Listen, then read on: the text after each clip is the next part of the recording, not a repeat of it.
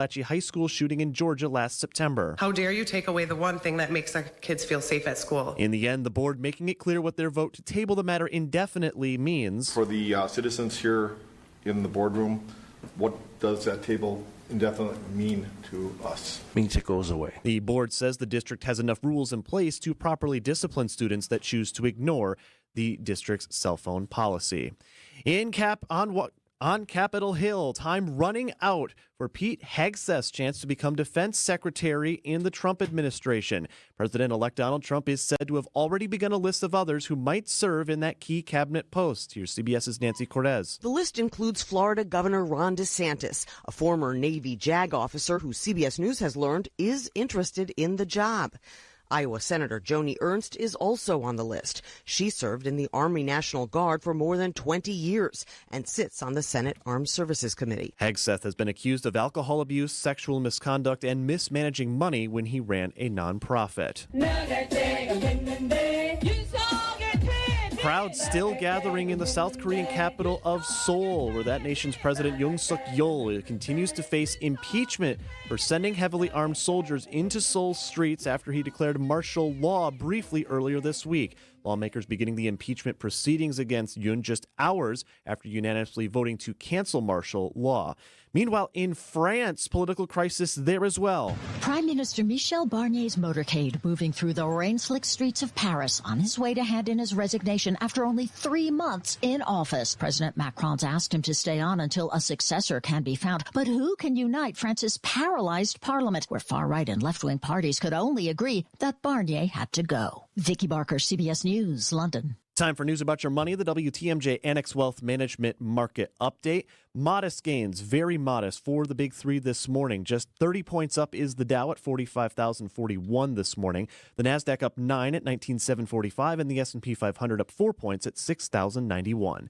Financial planning at every level. Annex Comprehensive Wealth, Annex Private Client, Annex Ignite. Details at annexwealth.com. Sports, traffic, and weather coming up next. Citing Unlimited WTMJ News Time is 9:05. Make holiday magic this year with something beautiful and timeless from Diamonds Direct. A stunning eternity band, a pair of classic diamond stud earrings, something new and eye-catching from a world-class designer. Or maybe you're looking for that perfect engagement ring or a fabulous timepiece. At Diamonds Direct, we have the perfect gifts for the season, starting at around $500. Come and let our experts help you pick out that headliner gift. Or for some fabulous ideas, see the online seasonal gift guide now at diamondsdirect.com. You can even chat now with a virtual assistant for the ultimate convenience. Whether you connect online or in person, you're guaranteed to get the extraordinary value, ironclad warranties, and white glove service Diamonds Direct is known for. And to help make your purchase even more affordable, we've got special financing so you can spread out your payments. Get directions, details, special showroom hours, and our holiday gift guide now at diamondsdirect.com. Diamonds Direct, your love, our passion.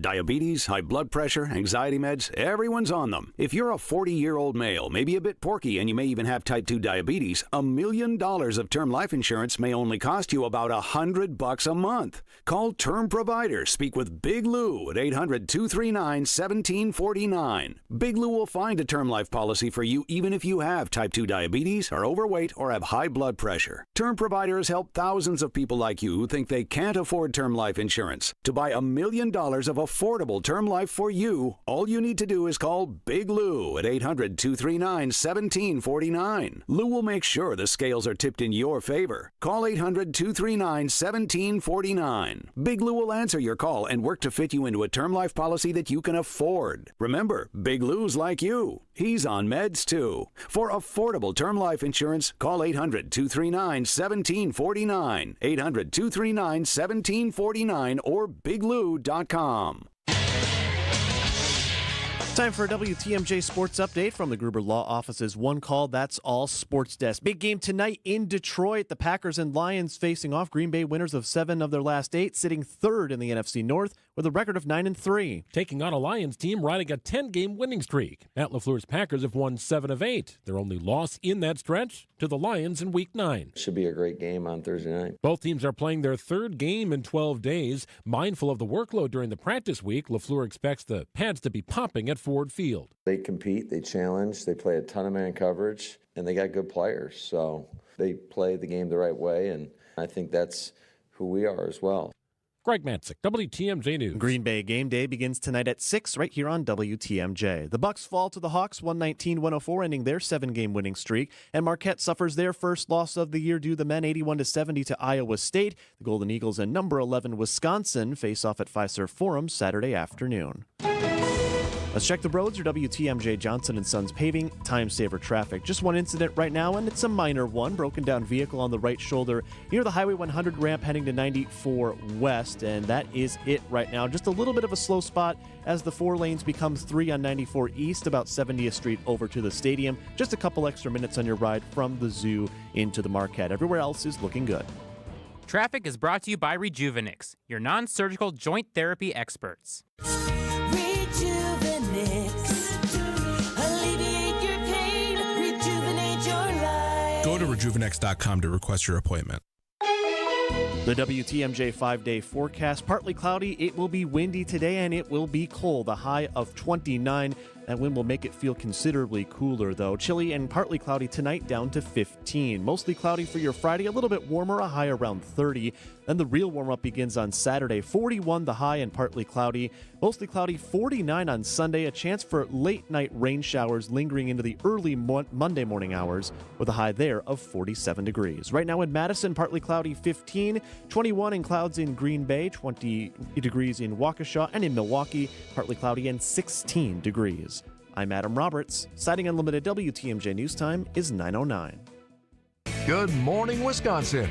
So let's pour that coffee and talk to some experts about what's going on in Milwaukee, Madison, Washington, and beyond. Broadcasting live from the Annex Wealth Management Studios at the Avenue in beautiful downtown Milwaukee. It's the Political Power Hour on WTMJ. In for Steve Scavini, here's Kristin Brey. Should we talk about the government? Good morning. Happy Thursday. Yes, I am in for my good friend Steve. I'll be here tomorrow as well. But here to make my job a lot easier. I'm actually really excited. This is the first time I've gotten to do, well, Jim, I've interviewed you before. Yes, absolutely. Mary, we've only ever gotten to talk in and out of you coming basically in to over talk coffee to Steve. when we're passing in the hallway. Exactly. So I am very excited to be here today with retired Milwaukee County Circuit Court Judge Mary Kuhnmensch and Jim Santel, former United States Attorney for the Eastern District of Wisconsin. Let's get right into it because this hour goes fast. It does. So we decided that we're going to start with the biggest news that dropped on Sunday that people are pearl clutching and have lots of feelings about, which is President Biden's pardon of his son, Hunter. And so I thought we'd start with just a quick civics lesson from you, Jim, as far as the purpose of the pardon. Right, exactly. So all your listeners, and Kristin, Mary, you know well, it's Article 2, Section 2 of the Constitution. It says in one sentence. Totally knew that. There you go. President has the pardon to grant reprieves and pardons for offenses against the United States, except in cases of impeachment, and that's it. That's what the Constitution says. 2 cases I'll give you here on a Thursday morning. One of them is the, frankly, unfettered discretion that presidents have. This is Ex parte Garland, a case way back in 1866, believe it or not. The Supreme Court says the power is unlimited. It extends to every offense known to law, may be exercised at any time. Congress cannot limit the effect of the pardon, nor exclude from its exercise any class of offenders. You've got complete authority to do this. That's number one. The other thing that, again, we chatted about before, a case called Burdick versus United States. People forget about this. When you accept a pardon, according to Burdick, Supreme Court, you're also acknowledging your guilt for the underlying crime. They said a pardon is an imputation of guilt, acceptance of a confession of it.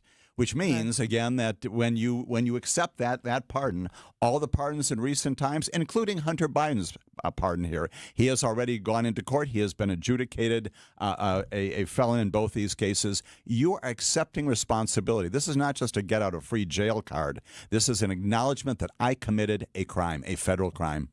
Well, there you go. So there, it's blanket jurisdiction, do what I you guess. want. But what have the norms typically been that the reaction has been, even from Democrats, right? As far as the reaction of this breaking, like lowering the bar of some sort. Is that one true, or is that revisionist history as far as pardons that have come prior to this? Right. And I think it's fair to say that there's no president who has issued pardons that have not been at least somewhat controversial. Yeah. We think about Bill Clinton pardoning his brother. We think about Jimmy Carter pardoning in 1977 all of the Vietnam draft offenders, right? We've got all of the pardons issued by the incoming president in his first term, also at the end of his term. Every single president does it. They're all controversial. The other thing I would add just in terms of process is there's a thing inside the Department of Justice called the Office of the Pardon Attorney. And the process is typically not followed an awful lot, but typically when you're seeking a pardon, you put together your application and you ask that office to make a recommendation to the White House about whether the president should grant that or not. And their standard is usually two big things. One is 5 years after your completion of the sentence for the commission of the offense. And second, something about your life since that time that has commended you. You've done things in the community. You basically acknowledged your guilt once again, but you've done something that's quite extraordinary in terms of making the world better, making yourself better, your family, your community. Those are the kinds of things that the Office of the Pardon Attorney does in terms of making recommendations to the White House. President, once again, completely free to accept or reject all of those. The other small controversy is the extent to which these recent pardons, Biden, Trump, and others going back in time, have gone through that more formal process.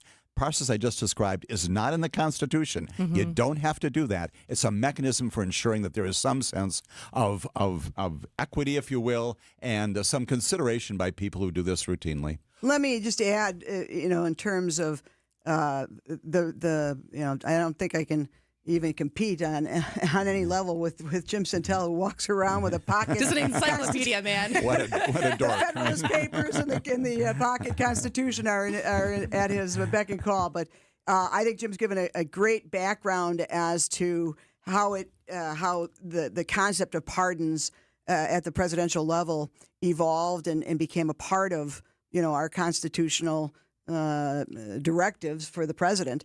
But in terms of my view from the justice system, it's based on a very basic concept, which is having mercy, something that defendants and victims and defendants' families at sentencing would often come before me and address the court at sentencing. And part of what they're asking for is the court to show some sort of mercy on their loved one. In fact, some of the greatest and most emotional moments for me as a judge were when I had an actual victim or victim's family ask for mercy at sentencing on a defendant. It's incredibly moving. The concepts of mercy and forgiveness are incredibly they're intertwined, and they're a part of our justice system. So is rehabilitation. So when you think about religious or traditional religious values or moral values, right at the heart of them are mercy and forgiveness. I want to talk a little bit about the political piece of it, though, Kristin, which you raised, the controversy, and that is that no matter what a president does, particularly if it's going to be somebody who's a close loved one, like I think President Trump pardoned his daughter-in-law, his son-in-law's father, right? Charles Kushner, who's not only been pardoned, but now going to get an ambassadorship to the country of France. So it just there's an example of familial connections. I think, Jim, you gave one where Clinton forgave or had mercy on as part of a pardon process. Roger Clinton, right? Yeah. Right. And so there's always going to be controversy around, is it being done for political powers or reasons? And in this case, I got to tell you that even friends of mine from the defense bar who are right in most of their winged in terms of their politics, and very conservative on certain issues. But where I was mentioning off the air earlier that I've talked to defense attorneys who are absolutely applauding Biden showing his sense of being a father, and that takes priority even over being the president, in trying to show some mercy towards his son. I think there's also a protection element of it. I shared with all of you that, I would not let any of my 5 sons ever use my name or throw it around if they got pulled over by law enforcement, and they knew that there would be hell to pay if they did. And on the other hand, I wouldn't want them to be pulled over or to be treated differently beneficially because of my role, nor do I want them to be treated too harshly, too right? harshly because of my role. That's not fair either. And fortunately for me, I didn't have to worry about that too much because the boys knew that any trouble they would get in would be far worse if they didn't tell me about it, and I found out about it later at home. So they were wise enough to understand that. But I think the concern that the president has in terms of especially the extended nature of the pardon, going all the way back to 2014, is because of his concerns that even all of those charges about and accusations about somehow he and his son being involved in nefarious conduct over in Ukraine and benefiting financially, all of that has been debunked. The main witness in that has been debunked and is now in federal custody on other criminal charges, international espionage, and other things. And so I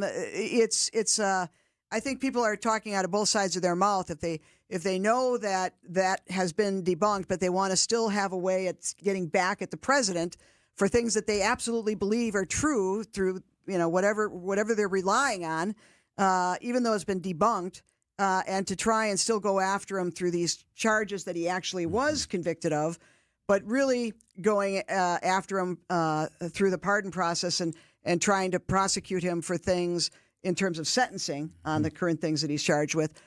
By going back all the way to those Ukrainian charges. And that, I think, the president is rightfully concerned about, given that the incoming President Trump's nominee for the FBI director is Kash Patel. And that was an interesting, because on Saturday, Trump nominated Kash Patel for the FBI director. Yes. And on Sunday, is it a coincidence? I don't know. But we have to take our first break. So we are with retired Milwaukee County Circuit Court Judge Mary Kuhnmensch and Jim Santel, former U.S. Attorney. I am Kristin Brey. Stay with us on the Political Power Legal Hour.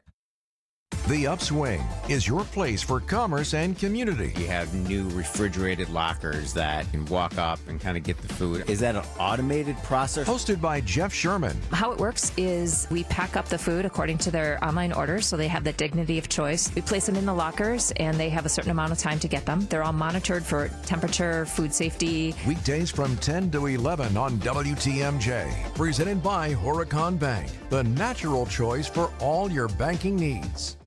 Hey, this is Steve Scafidi for Advent. I had some snoring issues that kept my wife up at night. That led to poor sleep and a lot of tired mornings on the radio, and nobody wants that, trust me.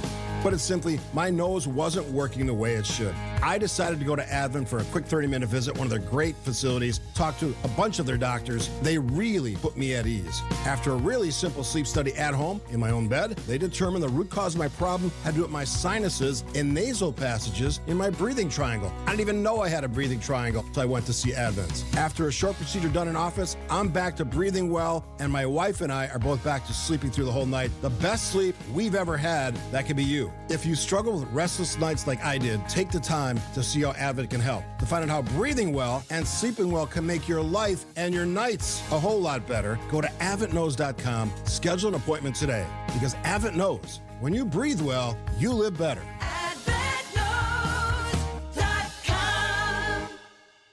In 1955, Blaine's Farm and Fleet was founded as one of the original discount retailers, and we've supplied Midwest farms and families with quality goods at unbeatable prices ever since. So when it comes to keeping your farm well-stocked for winter, we have what you need for less. Like 50-pound bags of AgriMaster 16% layer poultry feed, $11.99. 15% off select Prowler rodent control. And assorted 100-foot lengths of barren paracord, buy one, get two free. Blaine's Farm and Fleet. Be an original.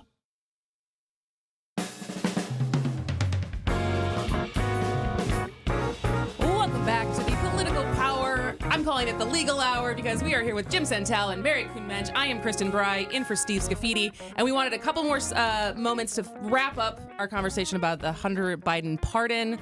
Who wants to go first? I just wanted to add, Kristin, that it's not saying that the charges that Hunter Biden actually has been charged with, putting the Ukrainian issues, which, as I said, have been debunked, aside.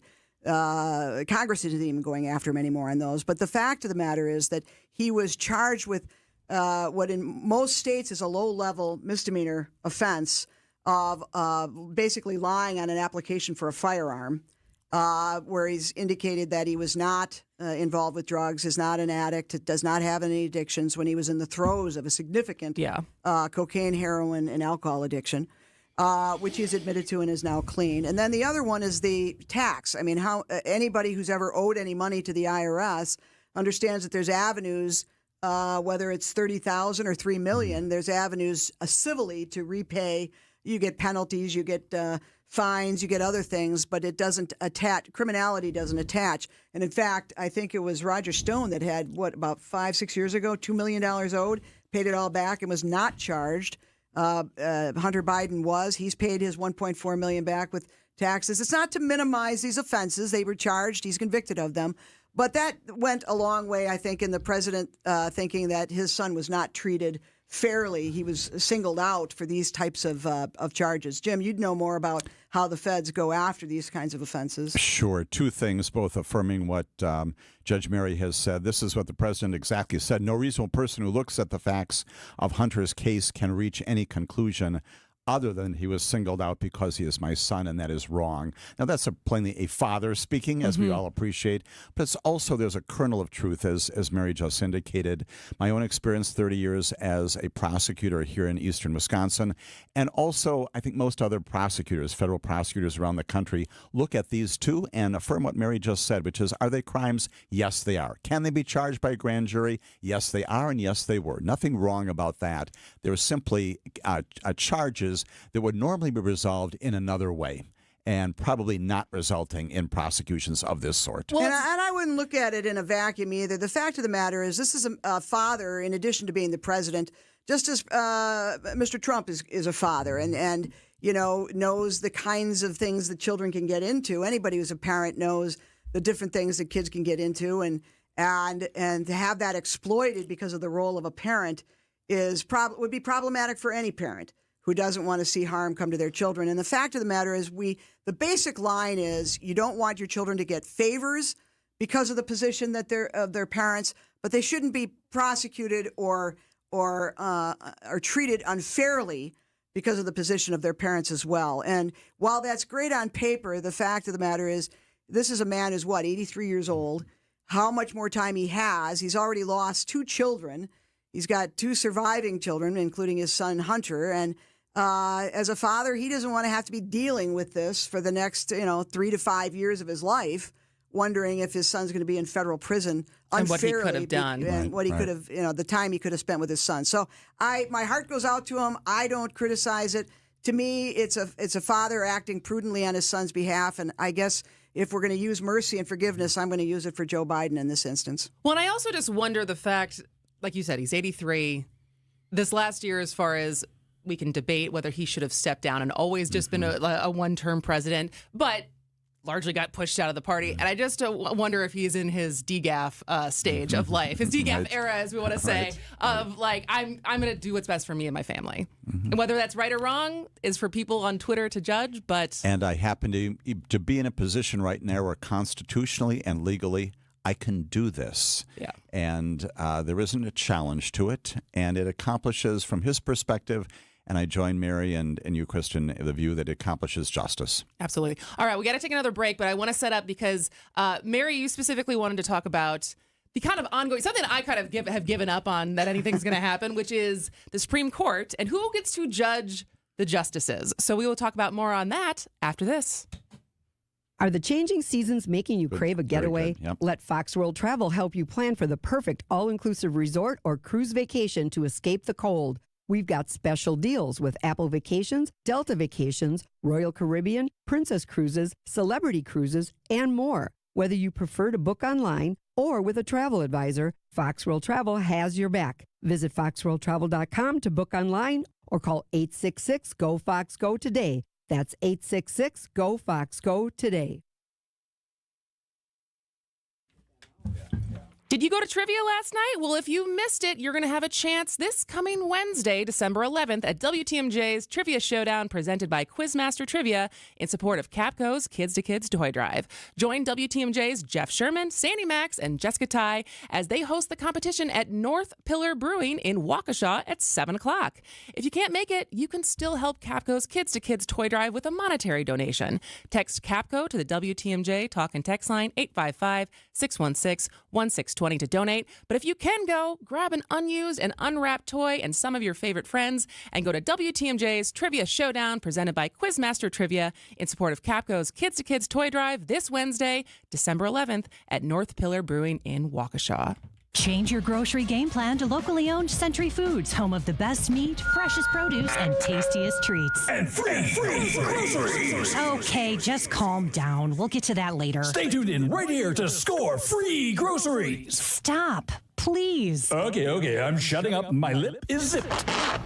Anyway, let's get to this week's specials at Century Foods. Now through Wednesday, save on 24-pack Essential Everyday Purified Water, 2 for $6. 9.6 to 16.1 ounce selective varieties, Kellogg's cereal, 2 for $7. 11 to 12 ounce or 10 count selective varieties, Starbucks coffee, $7.99. Gallon selective varieties, Prairie Farms white or chocolate milk, $3.99. And now time for the big reveal. Free groceries. That's too over the top. Try this. Win free groceries from Century Foods. Win free groceries from Century Foods. Forget it. I'll handle the rest. Enter to win $500 worth of free groceries on Century's Facebook or Instagram by January 8th. I think one of the things that patients don't realize is that when they get a joint replacement, that's not a lifetime treatment option. And they're probably, if they are a younger patient, signing up for multiple surgeries down the road. As a physician and medical director for QC Kinetics, Dr. Caravelli's seen a pattern of trending joint pain. Prolonged medication, steroids, then surgery, possibly another surgery. So a lot of our patients are trying to avoid or put off surgery, and this is the treatment that can help them do that. QC Kinetics extracts your body's healing substances, concentrates them back into your aching joints to help heal and restore those areas, providing lasting relief. Oh, I love being able to tell my patients, before we do this surgery, let's try another option. Let's see if this is right for you, because now they might not have to have surgery at all. Call today for your free consultation. Call QC Kinetics, 414-285-3474. That's 414-285-3474. 414-285-3474.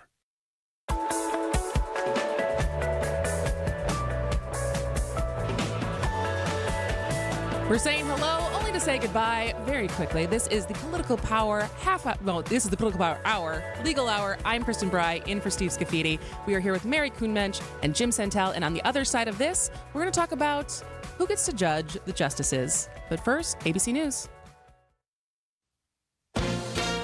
ABC News, I'm Sherry Preston. A month of declining jobless claims has come to a halt. ABC's Jim Ryan says more people were applying for benefits last week. In all, 224,000 first-time claims for unemployment benefits were filed, an increase of 9,000 from the week before.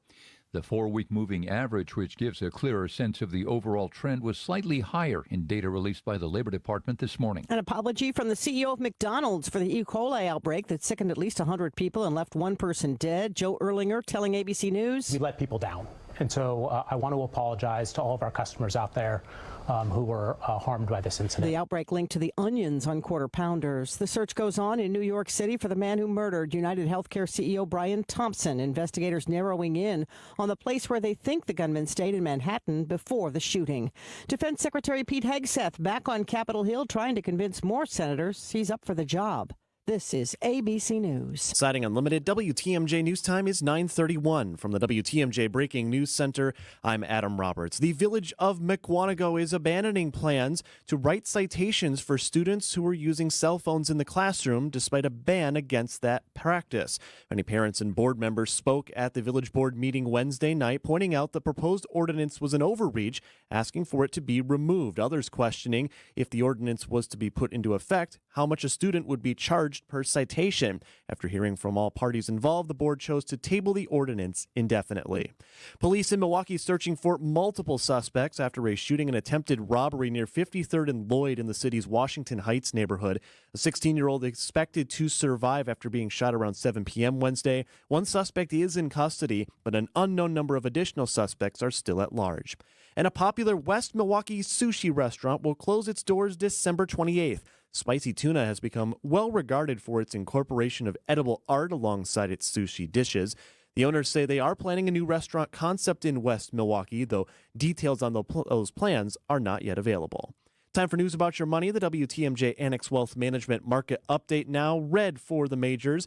The Dow down 95 points at 44,918, while the Nasdaq is off 7 at 19,727, and the S&P 500 down 5 points at 6,081. Financial planning at every level. Annex Comprehensive Wealth, Annex Private Client, Annex Ignite. Details at annexwealth.com. Checking the roads, your WTMJ Johnson & Sons paving time saver traffic.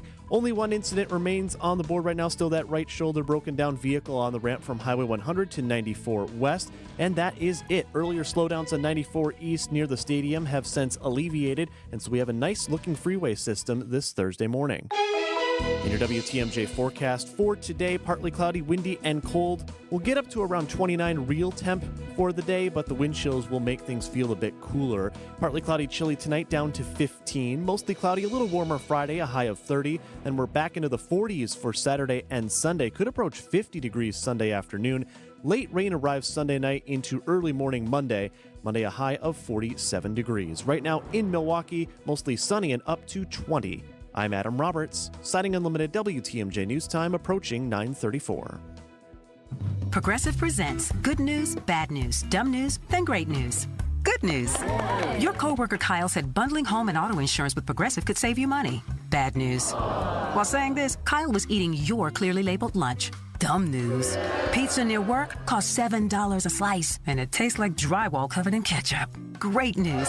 You decide to see if you could save money bundling at Progressive.com and enjoy more lunches far away from Kyle. Progressive Casualty Insurance Company, affiliates, and other insurers not available in all states. Oh no, my phone. Hear that? It's the sound of a skater dropping her phone and smashing it on the ice. Yep, it's definitely broken. But at Verizon, we got you. For a limited time, trade in any phone, any condition from one of our top brands and get a new Samsung Galaxy S24 Plus on Unlimited Ultimate and Watch 7 and Tab S9 FE 5G. That's up to $1,900 in value. So you'll save big on 3 great gifts. Only at Verizon. Service plan required for watch and tablet. Up to $1,900 value based on phone, watch, and tablet. Trade in and additional terms apply. See Verizon.com for details. Diabetes, high blood pressure, anxiety meds, everyone's on them. If you're a 50-year-old male, maybe a bit porky, and you may even have type 2 diabetes, $1 million of term insurance may only cost you about $200 a month. Call Term Provider. Speak with Big Lou at 800-239-1749. Big Lou will find a term life policy for you even if you have type 2 diabetes, are overweight, or have high blood pressure. Term Provider has helped thousands of people like you who think they can't afford term life insurance. To buy $1 million of affordable term life for you, all you need to do is call Big Lou at 800-239-1749. Lou will make sure the scales are tipped in your favor. Call 800-239-1749. Big Lou will answer your call and work to fit you into a term life policy that you can afford. Remember, Big Lou's like you. He's on meds too. Call 800-239-1749, 800-239-1749, or biglou.com.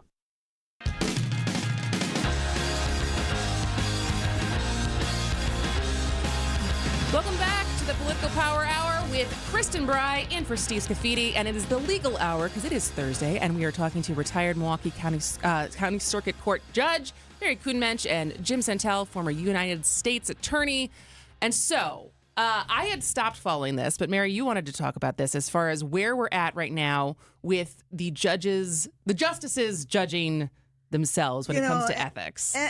Not only are citizens, is the citizenry, is what I was trying to say, concerned about this, but judges like myself, both at the state and federal level, are incredibly concerned about it, and for good reason, because when people begin in large numbers to lose faith in our third branch of government, which is the judiciary, we might as well close the doors to the courthouses, because people are going to believe that there's justice can be bought, and that people without money are going to be treated unfairly because they don't have the wherewithal to hire the kinds of lawyers to get them out of trouble, or to have the influence or the swag with judges. The third branch of government is an incredibly special part of a democracy. It is to put the checks and balances on the legislative and the executive branches when they exceed their authority. And in this regard, we are now faced with a Supreme Court, unfortunately, that is deemed corrupt, with lack of credibility amongst the majority of the people in this country. So I can't be I dedicated my entire professional life to the rule of law, with 21 years of it being in the judiciary here in Wisconsin. And I can tell you that our rules in Wisconsin are so onerous that if I, take anything over $5, I've got to report it. I was going to say, you weren't going on any swanky vacations? No, nobody offered me an RV or pay my mortgage recently. But no trips to the other side of the planet. And, all kidding aside, the fact of the matter is we actually have a statute, the Supreme Court rules that are generated and that we have to follow, the judiciary has to follow, are the Supreme Court rules in Chapter 60 of our statutes, which govern our conduct on the bench and off the bench. And if we violate that, we then have what's called the Judicial Commission, that if I, were taking things that were, and not reporting it on my financial disclosure statement that I have to report annually in Wisconsin, and that you, Kristin, or you, Jim, anybody, any citizen can ask for that to be released to them, and they can see what I'm invested in, what my bank accounts are, all of those kinds of things. All of the judges here in Wisconsin are governed by that. To have the Supreme Court of the United States not have a similar type of checks and balances on their conduct is abhorrent to me. And I guess it's maybe, Jim, you know more about the history of this, because basically every level up until the U.S. Supreme Court has some kind of oversight, right? Federal district court judges, the trial judges, the appeals court judges were in the Seventh Circuit. They all abide by something established, again, by the Administrative Office of U.S. Courts. It's overseen by the Chief Justice. And there is that set of standards that can, in fact, be enforced. And that's the real issue at the Supreme Court.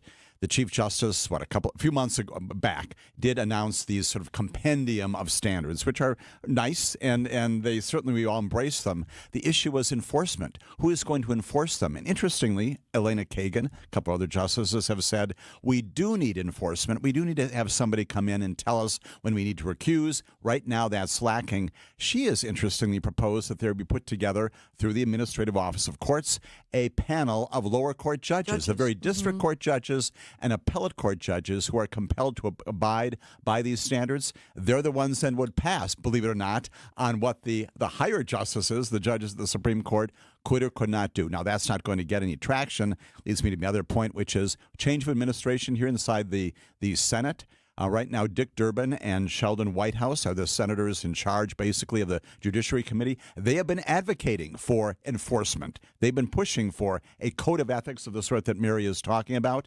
When the Senate changes hands, unlikely that a Republican leadership here is going to be pushing in the same way, and so this issue once again will probably go dormant for a long period of time. But Jim, let me add something here. That's all fine and good, but I would argue, and I believe that I'm accurate in this, and that is that the Supreme Court can govern itself. Absolutely. There is what's called the Judicial Conference at both the state level, which I was a member of and an officer of for most of my tenure as a judge. I was honored to serve on it, where we come up with our own rules and we come up with different processes and procedures about how we're going to set our courts up, how we're going to dispense justice across the state of Wisconsin. The federal system has the same thing. It's called the Federal Conference of Judges. Right. And the Chief Justice, John Roberts, is the top gun, so to speak, of that process. He can do it tomorrow. He can do it tomorrow. Right. He can use the information that he assigned to Justice Kavanaugh to lead this and to gather information, examples of how we can self-govern ourselves, how we could put a commission in place for enforcement reasons. And the other thing is, it can also give these justices cover so that if somebody does accuse them improperly, and our Judicial Commission here in the state of Wisconsin has a twofold purpose. It can exonerate us and say, no, they did not engage in anything that violated the rules of Chapter 60 of Wisconsin laws, but or they did. And so there's all the reason in the world to do this at the federal level, and it can be done tomorrow by a decree of the chief administrative officer of the court, which is John Roberts, if he has the will to do it, and he has the support of just about everybody on that court, with the exception of probably 2 or 3. And so, and if he were to just, decide tomorrow, as Jim says, that we're going to put a commission in place, it's going to be made up of lawyers that former judges, retired judges at the federal level with unquestioned integrity, and they will be the enforcing panel that will look at complaints about whether somebody should have recused because they've received undue influence. They could put in place financial disclosure statements. Sure. That's mandatory. Now it's a sort of a voluntary thing. It should be mandatory, as it is here in Wisconsin and in many other states.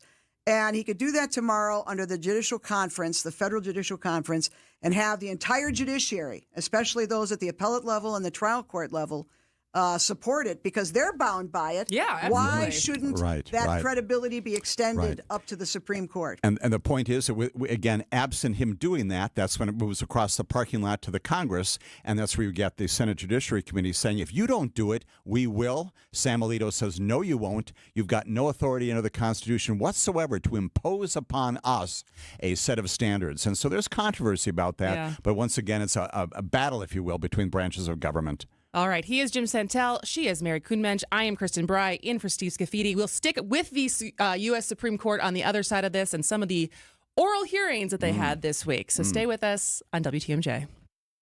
Hey, it's WTMJ's Steve Scafidi for Universal Windows Direct. It's the holiday season, a time for family, friends, staying cozy inside. But if your home is drafty, it's hard to stay comfortable. And with all the gift giving happening this time of year, why don't you give yourself the gift of lower energy bills with new windows from Universal Windows Direct? Call 414-410-2000. Schedule your free in-home estimate today. For every 2 windows you buy, you get 2 free. Plus 0% financing for 60 months for the last windows you'll ever need. Go to UWD.com. Like me, you'll be saying, I love my windows.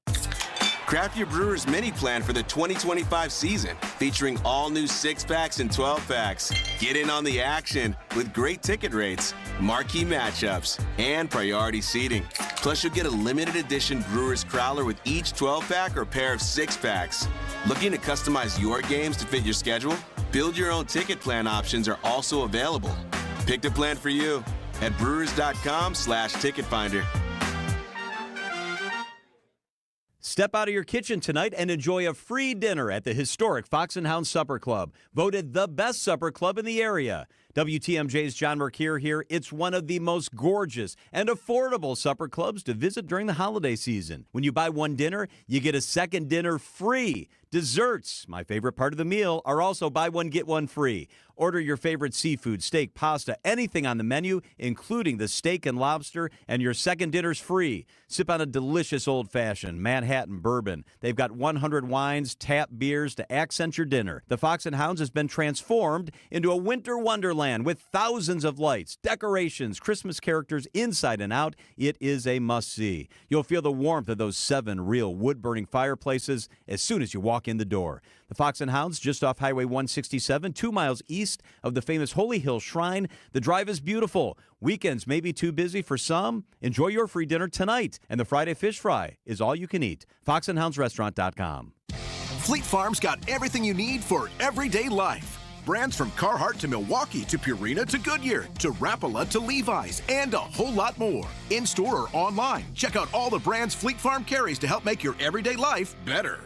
AccuNet Mortgage is an equal housing lender. NMLS ID 255368. Patrick and Monica initially chose a bank to get pre-approved and provide financing for the purchase of their first home. But they were getting a bad feeling when a week after their offer was accepted, the bank still hadn't locked in their rate, nor had the appraisal been ordered. Monica shared her concerns with a friend who happened to be a multi-time Accunet client. That led to Monica connecting with one of our senior loan consultants the same day, and after gathering some information and reviewing options, we locked in their rate right then and there with loan costs $3,600 lower than what the bank had quoted. The appraisal was ordered right away too, and the loan closed on time just 3 weeks later. We also noticed an oversight in the contract that led to a $3,000 credit from the seller. You can get a generic pre-approval and average or worse service from a bank, or you can get the kind of fast service, advice, attention to detail, and savings that made Monica and Patrick Accunet's latest raving fans. All you got to do to get started is click on the blue button at Accunet.com. That's ACCUNET.com.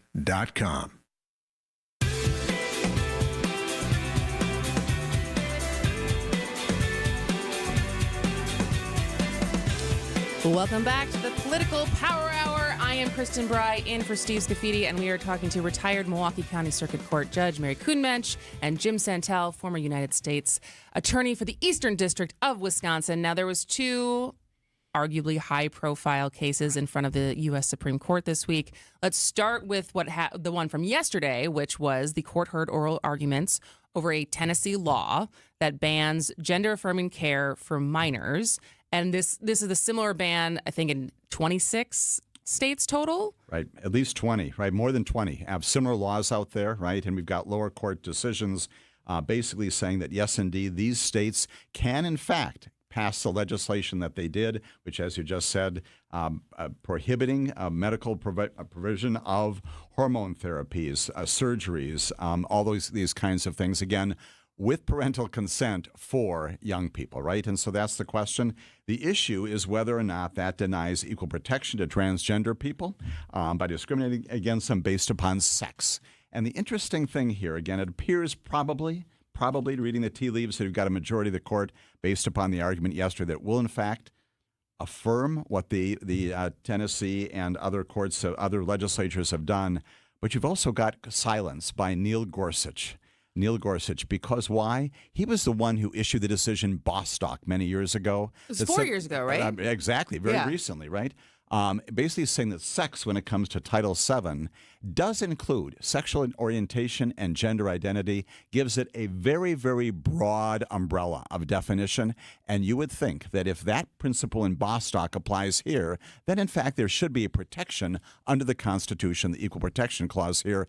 He was silent yesterday. He's in a difficult spot because, of course, if he votes with the majority in supporting this, it seemingly would refute or just tend to turn back much of what he wrote about in Bostock. And so that was, but it's that, what I don't understand as far as what this ban is. So it's specifically gender-affirming care for minors. Yes. If they were to hold up, if this U.S. Supreme Court were to hold up this ban, does that open the doors to ban gender-affirming care for adults? Like, what is this? What does this potentially lead to? That's one of the arguments we heard yesterday, and otherwise beyond the Supreme Court. That's the next case, right? If you find that indeed there's no constitutional protection for this particular category, which includes, again, there are parents, there are medical people here, but basically youth.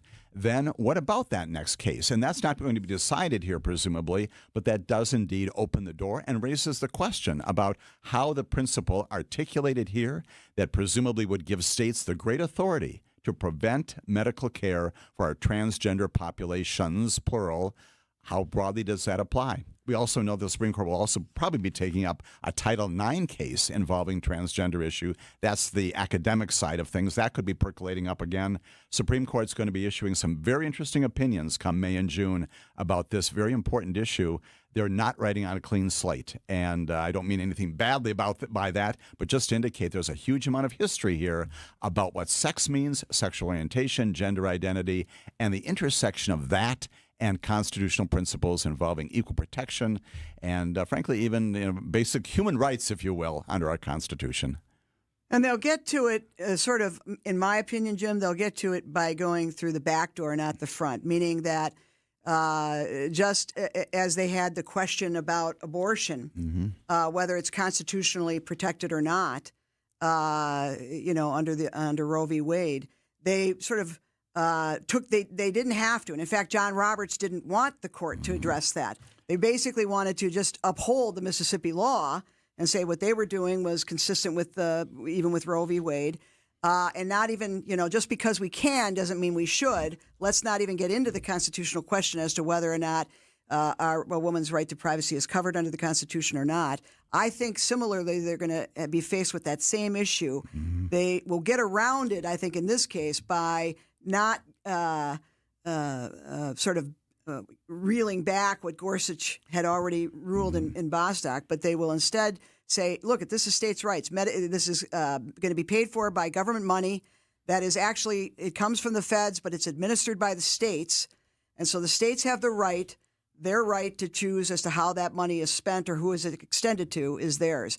And so they'll answer the question without answering the bigger constitutional issue. That's my guess. Because is that the underlying, is it that they're banning the use of Medicaid funds towards Correct. these services versus that they're outright banning? So if you were a wealthy family yes. and you have parental consent, those children still could get care. It's more of that what it's paying, who's paying for it. Therein is the rub. Do they take on that bigger issue, which is does sex mean what it means? Does it include transgender issues, whether they're children or whether they're adults, or should we bypass this completely so that we don't box ourselves in like we did with the abortion decision and simply say this is a states' rights issue. They administer the Medicaid funding. It's up to them. They have the right to do it.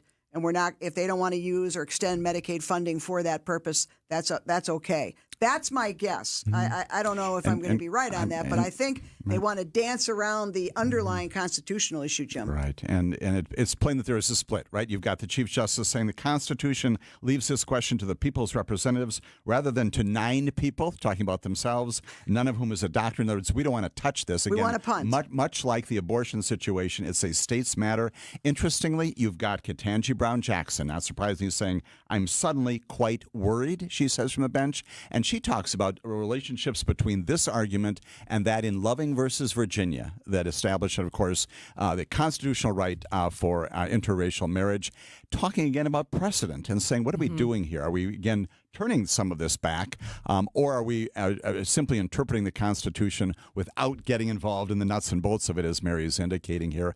We will plainly have a split on this case once again. And I will tell you, that's why we got to look at, I would look at, in terms of the 3 minority votes, I would look at where Kavanaugh and Coney Barrett come down on this issue. I think there's a chance that they side with the minority judges of Kagan, Brown, and Sotomayor. So I can't count on Justice John Roberts anymore, or Gorsuch. But there's a chance that Kavanaugh, the younger justices that have been appointed, they're still Federalist-oriented, but they're younger in terms of their age, and there may be an age split here, a generational split here, and that they side with the liberal judges and don't go that way. I gotta cut you off because we gotta take a break. We may have a couple seconds when we come back to say goodbye, but this has been the Political Power Hour. I am in for Steve Scafidi. She is Mary Kuhnmensch. He is Jim Santel, and we'll come back with a couple closing thoughts after this. The only place to get this. He lobs up top to Giannis. Oh, baby, he sends it down with a big one-hand slam. He's a bad man. With some of this. And we have seen Giannis as a leader. There are other teams with players similar to Giannis that are not having that conversation. Get it all on Bucks Talk, your all-encompassing Milwaukee Bucks postgame show with Justin Garcia and Brandon Snide. Only heard here on the home of the Bucks, WTMJ. Hey, this is WTMJ Steve Scafidi for Annex Wealth Management. Annex Wealth Management is a clear choice for today's environment where clear thinking combines with advice from a fee-only fiduciary. An investment retirement plan built by the fee-only fiduciaries at Annex Wealth Management makes sense on so many levels. If knowing where you are and where you can go is important, then head to AnnexWealth.com, click on the now famous Get Started button. Plus, Annex isn't going to push commission products at you. Annex makes it convenient. They handle it every aspect. Retirement